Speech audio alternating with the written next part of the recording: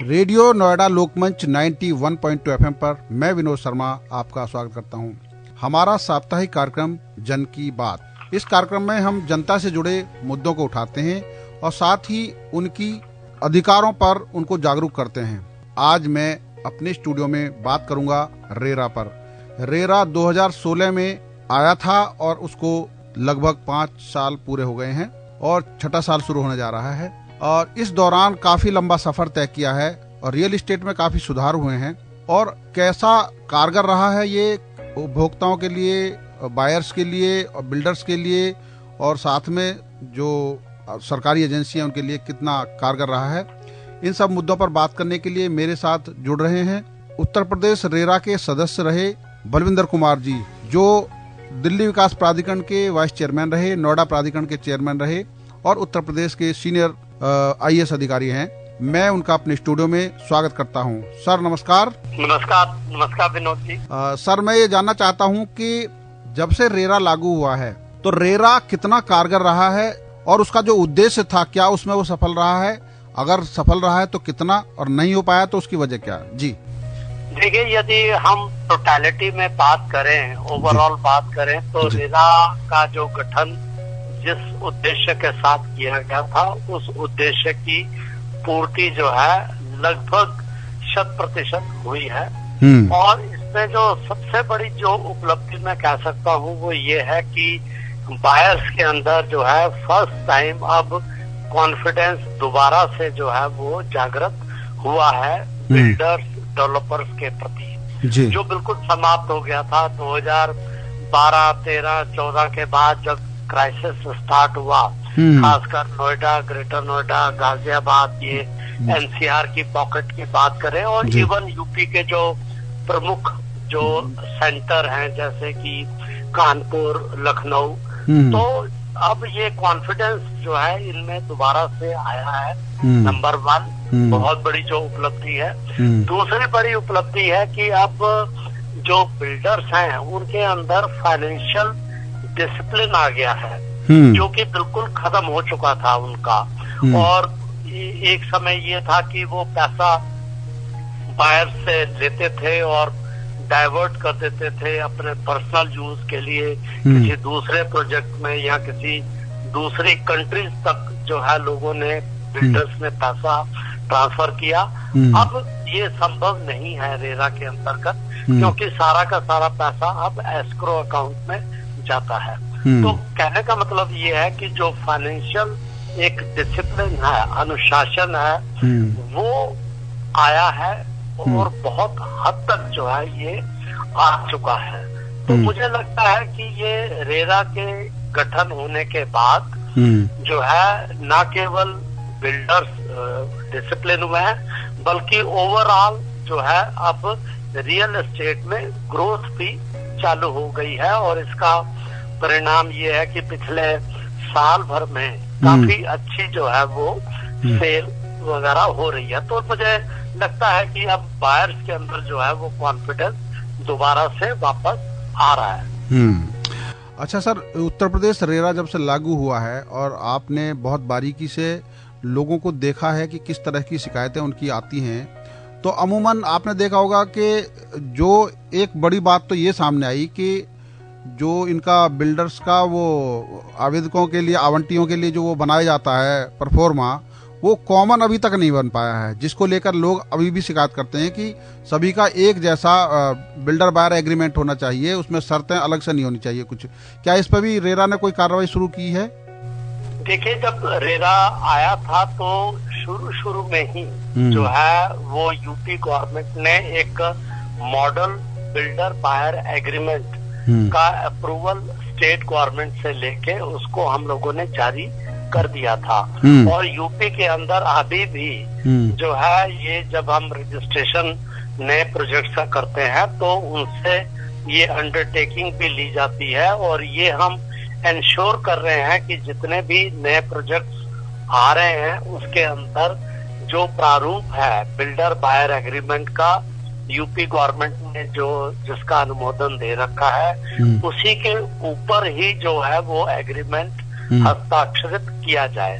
हालांकि अभी supreme court ने कुछ टाइम पहले इस चीज को रिपीट किया है अपने एक जजमेंट में कि सभी जगह जो है, सभी प्रदेशों में एक यूनिफॉर्म बिल्डर बायर एग्रीमेंट होना चाहिए और जिसके ऊपर की सेंट्रल गवर्नमेंट अब कार्रवाई करने जा रहा है। बट जहां तक यूपी प्रदेश की बात है, हमने पहले से ही इस बिल्डर बायर एग्रीमेंट का अनुमोदन जो है दे रखा है और उसी पर ही जो है ये एग्रीमेंट हस्ताक्षर हो रहे हैं यूपी के अंदर। अच्छा सर, इस तरह का कंफ्यूजन रजिस्ट्री को लेकर है, वो एरिया कितना होना चाहिए जिसकी रजिस्ट्री हो? अमूमन ये जो कॉमन एरिया है उसको भी जोड़ लेते हैं, तो उसके लिए क्या प्रावधान है? जो रजिस्ट्री कराते समय जो भी जो बायर्स है वो अपनी रजिस्ट्री कराना जाता है तो उसको एरिया के बारे में जो बुकिंग होती है और बाद में जो रजिस्ट्री होती है, पेमेंट पूरी क्षेत्रफल के हिसाब से ली जाती है, लेकिन उसका प्रावधान क्या है? रेरा में क्या किया गया? देखिए, इसको मुझे लगता है कि थोड़ा सा अभी भी गैप है, परंतु अब ज्यादातर जगह पर ज्यादातर जो बिल्डर्स हैं और अब जो रजिस्ट्रियां भी हो रही हैं वो कारपेट एरिया के आधार पे ही हो रही हैं, क्योंकि इस पर जो है नोएडा अथॉरिटी और ग्रेटर नोएडा अथॉरिटी ने भी इन्होंने कड़ा रुख अपनाया है और इन्होंने भी आदेश किया है कि रजिस्ट्री जो है वो कारपेट एरिया पे हो और जो प्रॉपर्टी बेची भी जाए, जो फ्लैट बेचा भी जाए बायर को, वो कारपेट एरिया के ही आधार पे होना चाहिए, क्योंकि अल्टीमेटली जो बायर्स को मिलना है वो कारपेट एरिया ही मिलना है। और सुपर एरिया जो है वो एक थ्योरेटिकल है कि उसके अंदर लिफ्ट भी है, सीढ़ियां भी है, कॉमन एरियाज भी है, जो कि देखा जाए तो वो थ्योरेटिकल रहता है और बायर को ये इस चीज का ज्ञान जो है वो नहीं रहता। तो आई एम श्योर कि जो है अब यूपी में जो है ज्यादातर जगह पर जो है और डेवलपमेंट अथॉरिटीज भी इस चीज पे जोर दे रही हैं कि रजिस्ट्री जो है इसी पे हो और जो सेल परचेज जो भी हो वो कारपेट एरिया के ही आधार पे हो। और अब इसका परिणाम ये भी है कि अब बायर्स भी बहुत समझदार हो गए हैं और बायर्स भी अब जब बात जाते हैं और बात करते हैं तो वो अब कारपेट एरिया के आधार पर ही बात करते हैं।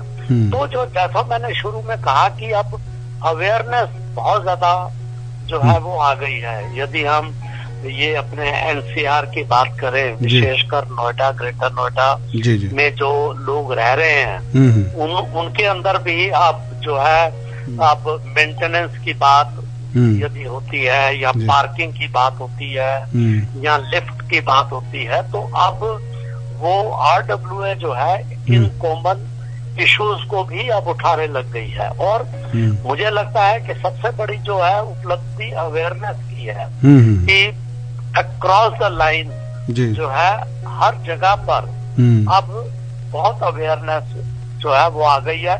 और इनफैक्ट बहुत बिल्डर्स हमको पर्सनली आके बताते हैं कि साहब अब बिल्कुल जो है उल्टा हिसाब हो गया है, एक टाइम पर जो है वो बिल्डर की ही चलती थी बट अब जो है वो बायर की चल रही है। तो मुझे लगता है कि ये एक बड़ा सकारात्मक जो है ये कदम है जो इस दिशा में रेरा के आने के बाद उठा है। अच्छा सर, एक बहुत बड़ा मुद्दा इन दिनों चल रहा है कि जिन लोगों ने आज से 10 साल पहले अपने फ्लैट की रजिस्ट्री बुकिंग कराई थी और उनको अभी तक फ्लैट नहीं मिला या जिनको अब मिला है, तो उनका जो रजिस्ट्री का रेट है वो कौन सा माना जाए? करंट माना जाए या जिस डेट में उनको दिया जाना था? क्योंकि डिले बायर्स की तो कोई गलती इसमें हुई नहीं है, तो उस रजिस्ट्री का जो रेट है वो क्या चार्ज लिया जाना चाहिए? आज का रेट लिया जाए जिस डेट में उनका कंप्लीशन होना था, जिस डेट में होना चाहिए था उस डेट में? इस पर बड़ा डिस्प्यूट है लोगों को, क्यों? वो कहते हैं हमारी तो कोई गलती नहीं है, हमने पूरा पैसा दे दिया और टाइम पे बना नहीं पाए, और अगर अब बना के दे रहे हैं और कंप्लीशन सर्टिफिकेट वो 2 साल बाद दे रहे हैं तो इसमें हमारी गलती नहीं है, तो हमें 2 साल पहले या 3 साल पहले का टाइम के हिसाब से रेट चार्ज किया जाना चाहिए रजिस्ट्री पे। ये बड़ा डिस्प्यूटेड वाला मामला है, इस पर भी क्या भी विचार हुआ? या आप ठीक कह रहे हो कि बट जो रूल्स हैं जो रजिस्ट्रेशन डिपार्टमेंट के वो यही हैं कि जब रजिस्ट्रेशन हो, रजिस्ट्री जब एग्जीक्यूट हो, उस समय के जो सर्कल रेट होंगे उसी के हिसाब से जो है वो स्टैंप ड्यूटी लगेगी। अदरवाइज इसमें फिर कई तरह के डिस्प्यूट अराइज हो जाएंगे। और मुझे लगता है कि इस पे टाइम टू टाइम यस ये बात उठती आई है, बट बहरहाल आज के दिन यही स्थिति है कि जो सर्कल रेट्स हैं और उन्हीं के ऊपर जो है वो रजिस्ट्री होती है। अच्छा, पिछले दिनों सर जिलाधिकारी जब गौतम बुद्ध नगर बीएन सिंह थे, उन्होंने एक नया प्रावधान किया था कि भाई जिन लोगों के फ्लैट अभी इस स्थिति में है कि तैयार हैं लेकिन रजिस्ट्री नहीं हुई है या उनको ऑक्यूपेशन नहीं मिला है, वो 10% फीस रजिस्ट्रेशन जमा करा के अपने को एक अधिकृत कर सकते हैं और उनका रेट वही लगेगा जो 10% जिस समय जमा कराया गया था। तो क्या इस तरह का प्रावधान आने वाले दिनों के लिए लागू नहीं हो सकता है? इसके बारे में मुझे जानकारी नहीं है कि ये इसके बारे में रेरा ने भी इस इशू के ऊपर कोई विचार नहीं किया है, बट आई एम श्योर यदि ये बात उठती है तो रेरा इसके ऊपर जो है वो विचार कर सकता है, कदम उठा सकता है। बट मुझे मेरी जानकारी में नहीं है कि डीएम के बाद फिर इसकी कंप्लायंस किस हद तक हुई और क्या ये फिर पॉलिसी बन पाई या नहीं बन पाई।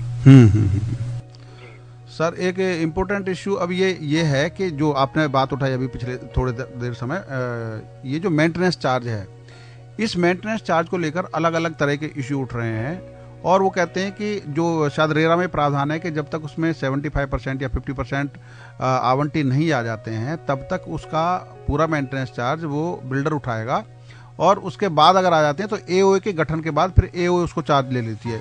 लेकिन अमूमन ऐसा हो रहा है कि लोगों का पैसा बिल्डर के पास जमा है और बिल्डर उस पर खर्च नहीं कर रहा है और वो एओए को भी दे रहा है जबकि उतनी अहर्ता पूरी नहीं हो पा रही है। तो इसका क्या नियम है सर? नहीं, देखिए रूल्स बड़े क्लियर हैं रेरा के कि जब ये आई थिंक 60% है या 70% है, जब रजिस्ट्री हो जाए तो उसके बाद जो है वो एओए का गठन कंपलसरी है और फिर सारा मेंटेनेंस का जो है वो जिम्मेवारी जो है वो एओए की ही रहेगी। बट ये मैं बात मानता हूँ कि मेंटेनेंस को लेके बहुत जो है जगह जगह कॉन्फ्लिक्ट्स हैं, विवाद उत्पन्न हुए हैं और वो हो रहे हैं। वो जैसे मैंने कहा कि अब बहुत ज्यादा एक्टिव होते जा रहे हैं, आरडब्ल्यूए भी एक्टिव होती जा रही हैं अवेयरनेस आने के कारण, और जो है बिल्डर्स भी, हालांकि पहले तो ये हिसाब होता था कि वो मेंटेन नहीं करते थे, बट अब क्योंकि वो प्रोविजन है तो अब वो मेंटेनेंस भी जो है ज्यादातर जगहों पर वो खुद मेंटेन करते हैं जब तक कि वो एओए को हैंडओवर नहीं हो जाता। तो मुझे लगता है कि आप देखिए ये थोड़े से इश्यूज ऐसे हैं जहाँ पर कि विवाद हमेशा उत्पन्न होते आए हैं, बट आई एम श्योर कि धीरे धीरे ये चीजें भी अब सेटल होती जा रही हैं और नए प्रोजेक्ट्स के अंदर जो है अब ये स्थिति जो है वो अमूमन देखने को नहीं मिल रही। बट हाँ, जो ऐसे हैं जो तक प्रोजेक्ट्स हैं जो फंसे हुए हैं और बहुत कुछ लोगों की रजिस्ट्रियां 4-5 साल पहले हो गई, अभी भी जो है वो इन्वेंट्री पड़ी हुई है, खाली फ्लैट्स पड़े हुए हैं और वो फ्लैट नहीं बिक रहे हैं, वहां पर इस तरह की प्रॉब्लम है। बट धीरे धीरे अब ये इशू भी मुझे लगता है कि रिजॉल्व होना चाहिए। बट लेट्स सी कि जैसे मैंने कहा कि अब एक्टिव होते जा रही हैं, आरडब्ल्यूएस ज्यादा एक्टिव हो गई हैं पहले से, इसलिए थोड़े डिस्प्यूट भी कई जगह पे बढ़ रहे हैं। सर ये बताइए कि आने वाले दिनों के लिए, क्योंकि अभी आपका जो एक्सपीरियंस रहा काफ़ी आपने देखे होंगे, बड़े अच्छे अच्छे इशू आ रहे हैं और बायर्स की समस्या भी हल हुई है, ऐसा कोई एक्सपीरियंस बताइए जिसमें आपको बड़ा सुकून लगा हो कि बहुत सारे लोग बहुत दिन से परेशान रहे हों और रेरा की वजह से उनको बड़ी उनकी समस्या को हल किया गया। कोई ऐसा एग्जाम्पल आपके सामने आया होगा? जरूर। देखिए, एक जो सबसे बड़ी जो चीज हम लोगों ने की है, ऑफ कोर्स जी हमारे यहाँ लोग केस फाइल करते हैं और हम लोगों ने जो है एनसीआर के अंदर जो है करीब 32,000 केसेस हम लोगों ने जो है वो डिस्पोज ऑफ कर दिए। और यदि हम यूपी की बात करते हैं जी। तो जो है वो टोटल करीब 41,000 केसेस हम डिसाइड कर चुके हैं। ये एक बहुत बड़ी उपलब्धि है। और उसमें हालांकि थोड़ा सा ये कंप्लायंस वाला एक इशू है, जहाँ पर की कंप्लायंस मतलब उतनी नहीं हो पाई जितनी की हम एक्सपेक्ट करते हैं। परंतु जो हमने एक बहुत बड़ा कदम ये उठाया है कि बायर एसोसिएशन और जो है ये बिल्डर के साथ मिलके जो प्रोजेक्ट्स फंसे हुए हैं, जिनका के कंस्ट्रक्शन रुका हुआ है, उनको हम कंप्लीट करने की दिशा में जो है वो काम हम लोगों ने टेकअप किया है। और इसमें हमने व्यक्तिगत तरीके से भी जो है इस इशू को हैंडल किया। और पूरी अथॉरिटी ने जो है हम लोगों ने करीब 12 प्रोजेक्ट जो है वो ऐसे रेरा ने टेकअप किए हैं जो प्रोजेक्ट्स फंसे हुए थे। और अब बायर एसोसिएशन और बिल्डर्स दोनों मिलके उस प्रोजेक्ट को रेरा के छत्र छाया में उनको हम कंप्लीट कर रहे हैं। ये एक हम लोगों का ही इनिशिएटिव है। और इंडिया में फर्स्ट टाइम जो है ये यूपी रेरा ने ही ये कदम उठाया और उसमें हमको बड़ी अच्छी सफलता मिली। और पिछले महीने तक जो है वो 12 प्रोजेक्ट जो है हम लोगों ने टेकअप कर लिए थे सेक्शन 8 रेरा के अंतर्गत। ये मुझे लगता है कि सामूहिक रूप से यूपी रेरा की एक बड़ी अच्छी उपलब्धि रही है। सर, जहां रेरा बिल्डर के खिलाफ कार्रवाई करता है कि अगर उसने समय पर किसी को नहीं दिया है और या किसी का पैसा फंसा हुआ है और वो नहीं दे पा रहा है, तो आज की डेट में आपको कुछ और अधिकार मिले हैं रेरा को। वो अधिकार क्या हैं और क्या और भी आप अपेक्षा करते हैं कि अगर ये अधिकार और मिले तो रेरा और मजबूत होगा?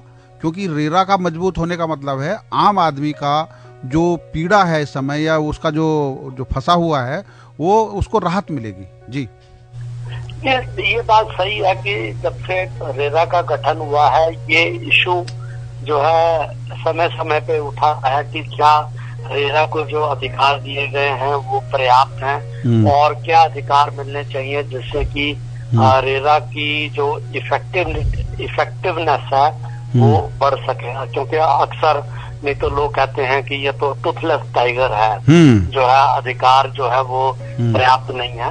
इसमें देखिए एक तो मेन जो इशू है वो यही है कि जैसे हमने आदेश दिया कि भाई आप बिल्डर को दिया कि आप जो है 3 महीने 6 महीने 9 महीने के अंदर इनको कब्जा देंगे और कब्जा देते समय आप जितना भी प्रोजेक्ट डिले हुआ है उसके ऊपर MCLR प्लस 1% के हिसाब से उनको डिले पेनल्टी देंगे।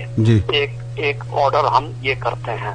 दूसरा ऑर्डर ये करते हैं कि आप पैसा जो है वो बायर को वापस करें अलोंग विद इंटरेस्ट। तो दोनों स्थिति के अंदर जो है वो क्योंकि पैसे का आउटगो है और बिल्डर्स का ये कहना है कि लिक्विडिटी की प्रॉब्लम है और ये जो है कंप्लायंस नहीं हो पाई। डीएम जो है इसके ऊपर पूरा प्रयास कर रहे हैं। जैसे डीएम गौतम बुद्ध नगर है, इन्होंने काफी मतलब जो है रिकवरी की है। तो एक तो ये है कि जो हम लोगों को रिकवर करना है पैसा बिल्डर से वो पैसा रिकवर नहीं हो पा रहा। आरसी भी जारी कर देते हैं और उसके बावजूद जो है वो बिल्डर पैसा नहीं दे रहा। अब एक यूपी गवर्नमेंट ने एक जो है हम लोगों ने रेरा ने एक प्रपोजल भेजा था और अब उन्होंने स्टेट गवर्नमेंट ने स्वीकृति दे दी है ई ऑक्शन करने की कि जो बिल्डर के पास खाली इन्वेंट्री पड़ी हुई है या उसके पास और खाली जमीन पड़ी है या कोई टावर है पूरी की पूरी, उसको जो है वो ई ऑक्शन किया जाए और ई ऑक्शन करके पैसा रिकवर किया जाए और वो पैसा वापस जो है बायर को जो आरसी के अगेंस्ट पैसा उसको वापस मिल सके। तो ये एक जो है मुझे लगता है कि आगे आने वाले समय में जो है वो ई ऑक्शन जब होगा प्रॉपर्टीज का, तो पैसा जो रिकवर होगा वो बायर्स को मिलेगा और उससे काफी जो है लोगों को आगे भविष्य में राहत मिलने की उम्मीद लगती है। सर, अभी लोगों का एक बड़ा अच्छा सुझाव भी आया है और उस पर शायद हो सकता है आपके दिमाग में भी ये बात आई होगी कि जो रियल एस्टेट के लोग हैं उनको रेटिंग दी जानी चाहिए, ABCDE। अगर उनको उनके कार्य के हिसाब से, परफॉर्मेंस के हिसाब से, उनकी क्वालिटी के हिसाब से, और जो उनका कहीं डिफॉल्ट नहीं है तो उसको A+ या इस तरह की कैटेगरी, कहीं भी थोड़ा बहुत कम है तो उसको A या फिर BCDE, ताकि कोई भी बायर्स अगर कुछ खरीदारी करता है तो वो उसकी रैंकिंग या कैटेगरी देख के ये बता सकता है कि हाँ, हम यहाँ खरीदारी नहीं करेंगे, तो वो अपने आप उसको सिस्टम को सुधारने का प्रयास करेगा ताकि उसकी रैंकिंग सुधरे। क्या ऐसा प्रयास नहीं होना चाहिए? देखिए, यूपी रेरा ने 1 साल पहले ही इस प्रपोजल को फाइनलाइज करके स्टेट गवर्नमेंट को भेजा था अप्रूवल के लिए, स्टार रेटिंग। इसमें ये था कि 1 स्टार से लेके 5 स्टार तक जो है, जो डिफरेंट बिल्डर्स हैं या जो प्रमोटर है, उनको उनकी रैंकिंग जो है वो दी जाए। परंतु जो ये एसोसिएशंस हैं, जो बिल्डर्स की क्रेडाई और जो डेवलप क्रेडाई है और नालेटको है, इन लोगों ने ये उस प्रपोजल से सहमत नहीं हुए थे और इनका ये कहना था कि हमको और समय जो है मिलना चाहिए। क्योंकि सपोज करो कि आपने एक बिल्डर को, हमने कहा कि ये 5 स्टार है, तो पता चला कि अब वो सारे जो बायर्स हैं 5 स्टार की तरफ जाने लग गए और जो प्रोजेक्ट जो है वो 1 स्टार वाला है, 2 स्टार वाला है, वहाँ पे लोग नहीं खरीदेंगे। ये उनका एक एप्रीहेंशन था, डर था, और यही वजह है कि वो स्टेट गवर्नमेंट के ऊपर इन्होंने जो है ये कहा कि अभी हमें कुछ और समय मिलना चाहिए। बट आई एम श्योर कि अब जो है इलेक्शन खत्म हो गए हैं और नई सरकार आएगी, तो इस प्रपोजल पे मुझे उम्मीद है कि वो अवश्य विचार करेगी। और अब ये समय आ गया है कि हमें हर प्रोजेक्ट का और हर प्रमोटर का, बिल्डर का जो है, उनकी स्टार रेटिंग हमको जो है वो देनी चाहिए, ताकि बायर को ये पता चल सके कि इसकी क्या परफॉर्मेंस, पास्ट परफॉर्मेंस क्या रही है इन बिल्डर्स की, या जो प्रोजेक्ट में वो इन्वेस्ट करने जा रहे हैं वो कितना खरा है, कितना सही है। तो इसकी जानकारी पर्याप्त जो है मिल सकेगी और आई एम श्योर कि सूनर और लेटर जो है ये जल्दी ही इस प्रपोजल के ऊपर स्टेट गवर्नमेंट का अप्रूवल मिलेगा और स्टार रेटिंग जो है वो व्यवस्था लागू होगी। अच्छा, एक और सुझाव आया सर, उस पर आपका क्या विचार है? कि ये सुझाव ये है कि जो डिफॉल्टर बिल्डर है, जब तक वो अपने डिफॉल्ट की सारी चीजें क्लियर नहीं कर देता, उसको अगले प्रोजेक्ट का आवंटन ना किया जाए। पूरे जैसे मान लो यूपी है तो यूपी में ना किया जाए, ताकि वो इस बात के लिए तैयार हो कि ऐसा ना हो कि वो पैसा फंसाता जाए, लोगों को फंसाता जाए और वो पूरा प्रोजेक्ट कोई भी ना पूरा करे और फिर इस तरह के लोग तैयार हो जाएं। जी नहीं, ये हम इसके ऊपर जो है अमल कर रहे हैं और हमने बहुत ऐसे बड़े बड़े जो बिल्डर्स हैं या जो बड़े ग्रुप्स हैं उनके हमने प्रोजेक्ट्स, जो नए प्रोजेक्ट्स अप्रूव नहीं किए और केवल इसीलिए अप्रूव नहीं किए क्योंकि उनके अगेंस्ट बहुत सारी आरसी जो है वो पेंडिंग है और हमने कहा कि पहले आप इसकी कंप्लायंस करिए, लोगों का पैसा वापस करिए, तभी हम आपके नए प्रोजेक्ट का रजिस्ट्रेशन करेंगे। तो ये हम ऑलरेडी इस चीज को इम्प्लीमेंट कर रहे हैं।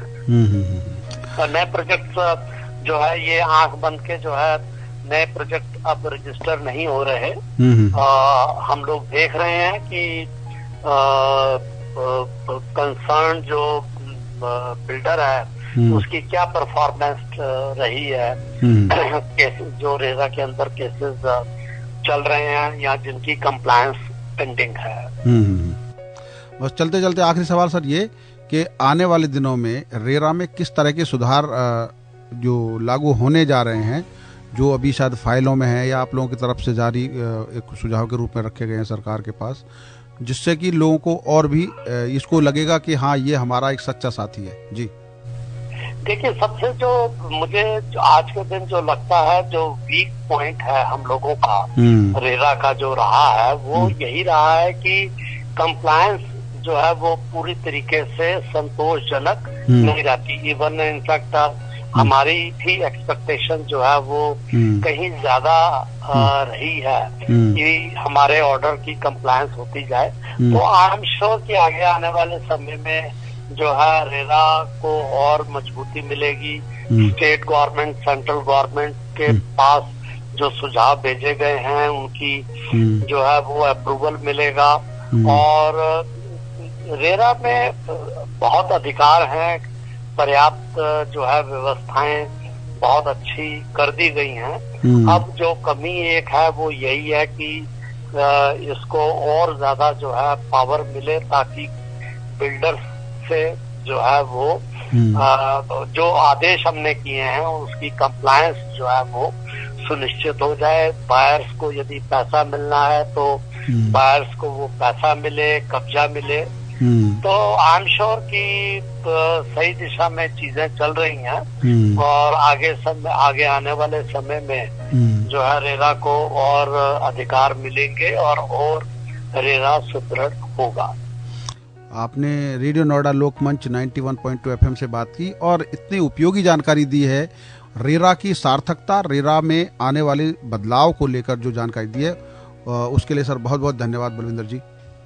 Thank you very much. Thank you Vinod ji. नमस्कार सर। नमस्कार। अभी आप सुन रहे थे रेरा के पूर्व सदस्य बलविंदर कुमार जी को, जो नोएडा के चेयरमैन रहे हैं, दिल्ली विकास प्राधिकरण के वाइस चेयरमैन रहे हैं और उत्तर प्रदेश और केंद्र सरकार में महत्वपूर्ण पदों पर तैनात रहे हैं। रेरा का उनका अनुभव और जो बदलाव होने जा रहे हैं उस पर उन्होंने हमारे बायर्स को महत्वपूर्ण जानकारी दी है। उम्मीद है हमारा ये कार्यक्रम आपको पसंद आएगा। आप सुनते रहिए रेडियो नोएडा लोकमंच 91.2 FM, आपकी अपनी आवाज। धन्यवाद।